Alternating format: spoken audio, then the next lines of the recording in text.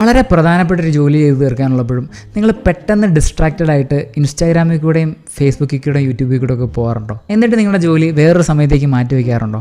ഈ അവസ്ഥേനെയാണ് പ്രോക്രാസ്റ്റിനേഷൻ എന്ന് പറയുന്നത്. പ്രോക്രാസ്റ്റിനേഷൻ മടി കൊണ്ടുണ്ടാകുന്ന ഒരു കാര്യമാണോ, അതോ നമ്മുടെ ബ്രെയിൻ നമ്മളെ ചതിക്കുന്നതുകൊണ്ടുണ്ടാകുന്ന ഒരു കാര്യമാണോ? പ്രോക്രാസ്റ്റിനേഷൻ എന്ന് പറയുന്നത് മടിയല്ല, ശരിക്കും അസ്വസ്ഥതയെ മറികടക്കാനായിട്ട് നമ്മുടെ ബ്രെയിൻ പ്രതിരോധിക്കുന്നൊരു വിധമാണ്. പൊതുവേ ബുദ്ധിമുട്ടുള്ള ജോലികൾ ചെയ്യുമ്പോഴോ അല്ലെങ്കിൽ ആ ജോലിയോട് ബന്ധപ്പെട്ട് എന്തെങ്കിലും സ്ട്രെസ്സോ പ്രഷറോ അല്ലെങ്കിൽ പേടിയോ തോന്നുന്ന പക്ഷം, ഇല്ലെങ്കിൽ പെർഫെക്ഷൻ ആഗ്രഹിക്കുന്ന പക്ഷമൊക്കെയാണ് പൊതുവേ ആളുകൾ പ്രോക്രാസ്റ്റിനേറ്റ് ചെയ്യാറ്.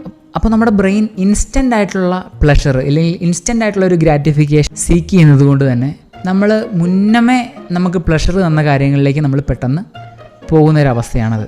അങ്ങനെ നമ്മൾ പോകുമ്പോൾ നമുക്ക് ചെറിയൊരു ആശ്വാസം കിട്ടും. പക്ഷെ പിന്നീട് നമുക്ക് ചെയ്യാൻ പറ്റാത്ത ജോലിയെ ഓർത്തുള്ള സമ്മർദ്ദവും ഇല്ലെങ്കിൽ കുറ്റബോധവും ഒക്കെ നമ്മളെ അലട്ടിയേക്കാം. അപ്പോൾ എന്താണ് ഈ പ്രോക്രാസ്റ്റിനേഷനിൽ നിന്ന് പുറത്ത് കിടക്കാനുള്ളൊരു വഴി? നിങ്ങൾ ആ ജോലി ചെയ്യുന്നത് പൂർത്തിയാക്കാനായിട്ട് ശ്രമിക്കേണ്ട, തുടങ്ങാനായിട്ട് മാത്രം ശ്രമിക്കുക. ഒരു 5 മിനിറ്റ് നമുക്ക് ഈ ജോലി ചെയ്യാം എന്നുള്ളൊരു മൈൻഡ് സെറ്റിലേക്ക് നിങ്ങൾ വരിക. കാരണം പലപ്പോഴും ജോലി ചെയ്യുന്നതിനേക്കാളും ബുദ്ധിമുട്ടാണ് ജോലി ചെയ്ത് തുടങ്ങാനായിട്ട്. നിങ്ങൾ മനസ്സിൽ പിടിക്കേണ്ട ഒരു കാര്യം, പ്രോക്രാസ്റ്റിനേഷൻ സമയത്തിൻ്റെ ഒരു പ്രശ്നമല്ല, മറിച്ച് വികാരങ്ങളുടെ ഒരു പ്രശ്നമാണ്. നിങ്ങൾ നിങ്ങളുടെ വികാരങ്ങളെ മനസ്സിലാക്കാനായിട്ട് ശ്രമിച്ചാൽ മാറ്റം ആരംഭിക്കും. ഇനി വേറൊരു വീഡിയോ ആയിട്ട് നമുക്ക് വീണ്ടും കാണാം. അതുവരേക്കും നന്ദി, നമസ്കാരം.